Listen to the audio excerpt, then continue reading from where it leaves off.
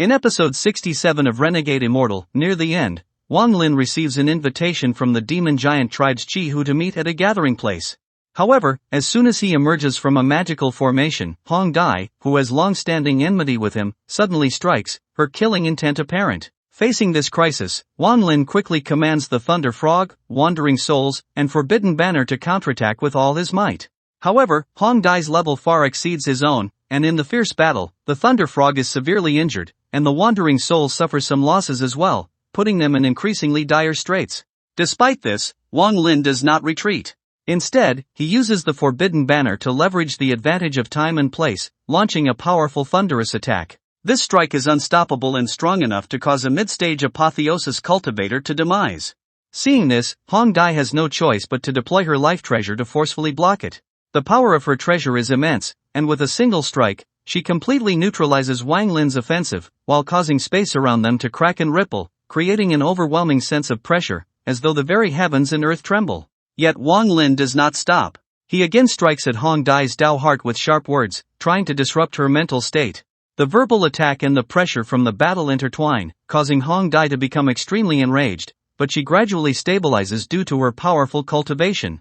The battle between them intensifies, almost igniting the entire space, which stirs Chi-Hu's burning desire to fight. However, Chi-Hu understands that this is not the ideal moment for battle or philosophical debate, and he quickly intervenes, trying to calm the conflict. But Hong Dai, having already developed murderous intent, would not back down easily. She activates her life treasure, attempting a deadly strike to kill Wang Lin. Faced with the approaching threat, Wang Lin has no choice but to take out the Forbidden Banner, which he had prepared earlier but had not fully activated. This banner only requires the final seal to be completed. Once activated, it will immediately trigger a heavenly tribulation. Wang Lin knows that while the tribulation can end this crisis, it will also completely shatter the fragment of the immortal realm. He understands that he may not be able to escape before the space collapses. Unless necessary, he does not want to risk using the Forbidden Banner. The situation is tense, with killing intent everywhere. Wang Lin tightly grips the Forbidden Banner, ready to trigger the heavenly tribulation at any moment to force Hong Dai to retreat temporarily. Once the tribulation arrives, not only will the immortal realm fragment collapse, but even Chi-Hu will not be spared. He knows that if the situation doesn't ease, he will be caught in a hopeless situation. In a moment of desperation, Chi-Hu decides to stand by Wang Lin's side, pressuring Hong Dai together, trying to defuse the crisis. Seeing this, Hong Dai reluctantly drops her hostility and agrees to fight Wang Lin again once they return to the Vermilion Bird Star. This battle leaves Wang Lin with the feeling that once he breaks through to the mid-stage Apotheosis realm, he will no longer have to fear Hong Dai and may even be able to defeat her. After all, his concept of life and death originates from the evolution of the reincarnation heavenly Tao, and upon reaching the Apotheosis stage, he will be able to wield the power of heaven and earth with a mere gesture. If his Tao heart is stable, he can easily control life and death without relying on techniques. After the truce, guided by Chi-Hu, they head deeper into the immortal realm fragment to search for a hidden overlapping fragment. Because this fragment is extremely difficult to find and enter, Chi-Hu is confident that no one else has yet reached it. Along the way, Wang Lin gradually understands Chi-Hu's true intention behind the invitation. This is because they must pass through an extremely harsh glacial region. The cold is overwhelming, and even Apotheosis cultivators would find it hard to traverse easily. Only those like Hong Dai, who have practiced ice-based techniques from a young age, can manage the conditions. However, even she expends a great deal of spiritual energy and uses her treasure to lead everyone out of the icy domain. At this point, she appears weak, but in Wang Lin's eyes, this may be a deliberate act of feigning weakness, making herself seem vulnerable to lure him into attacking, thereby finding a legitimate reason to kill him. To prevent internal strife, Chi-Hu immediately hints to Wang Lin not to act recklessly. After leaving the glacier, Chi-Hu takes out a precious treasure of the demon giant tribe and prepares to enter the deeper void. Although this treasure is modeled after a star compass, its power is far inferior to that of the true star compass, as they can no longer gather the rare materials required. Otherwise, with the guidance of the ancient god's memories, Wang Lin could refine it again. Once the treasure is revealed, Hong Dai is instructed to rest and recover her spiritual energy, while Wang Lin is told to stay alert. As the star compass activates, a strange force links the three of their consciousnesses, allowing them to communicate directly through their minds. Chi-Hu reminds Wang Lin that in the void, Wang Lin needs to disperse his soul-refining power to detect potential dangers and stay vigilant against possible attacks. The reason Chi Hu invited Wang Lin is that he values his unique soul refining ability. This is because, in the void, using divine sense to probe will trigger great life and death crises, and even an apotheosis cultivator with powerful divine sense would find it difficult to use effectively. Wang Lin's soul refining ability compensates for this flaw. Of course, Chi Hu doesn't know that this so-called soul refining is the use of wandering souls, and Wang Lin is in control of these souls as he is a devour soul. He has a unique connection with the wandering souls, making his probing more efficient. Wang Lin, Hong Dai, and Chi Hu sailed through the void on the compass, encountering numerous dangers along the way. With Wang Lin's sharp senses, they detected a massive creature ahead that could easily eliminate any approaching wandering souls. Wang Lin quickly conveyed this threat to Chi Hu through his divine sense, enabling him to maneuver the compass to avoid danger.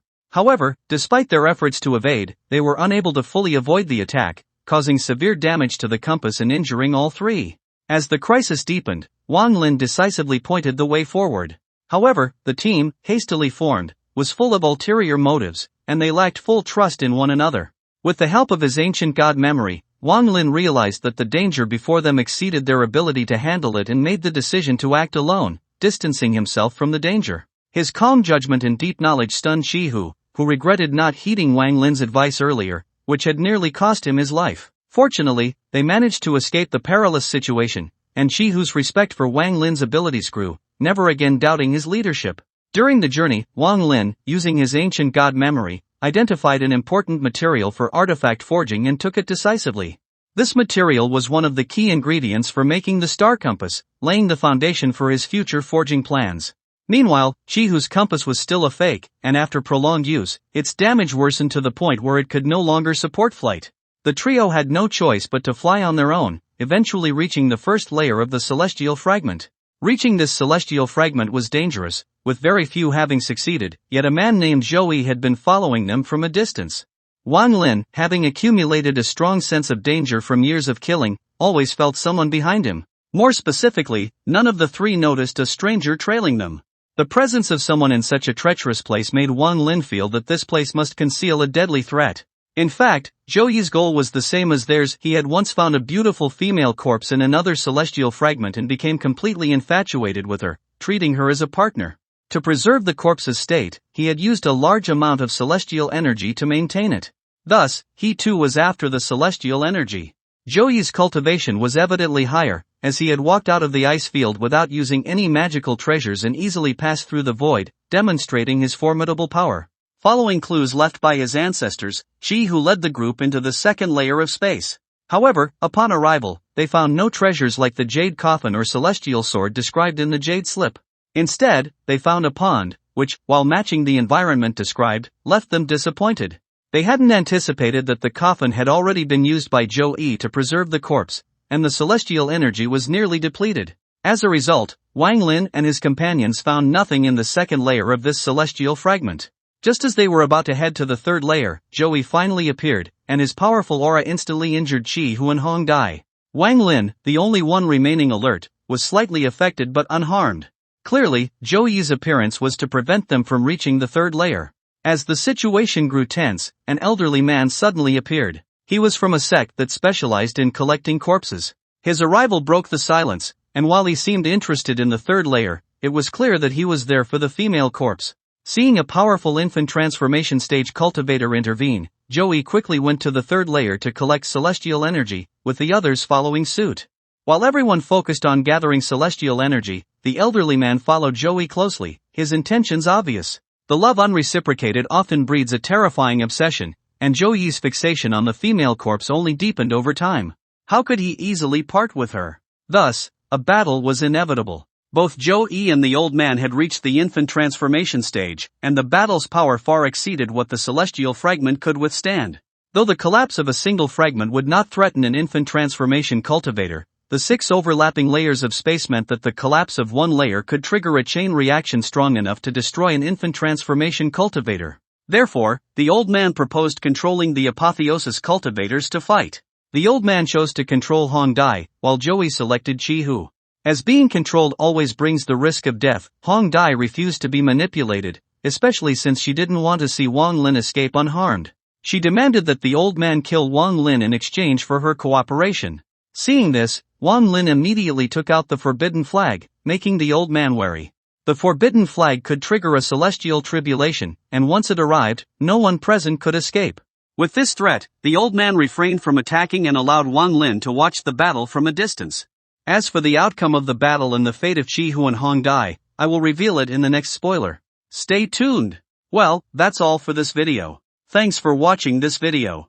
Wish you a wonderful day.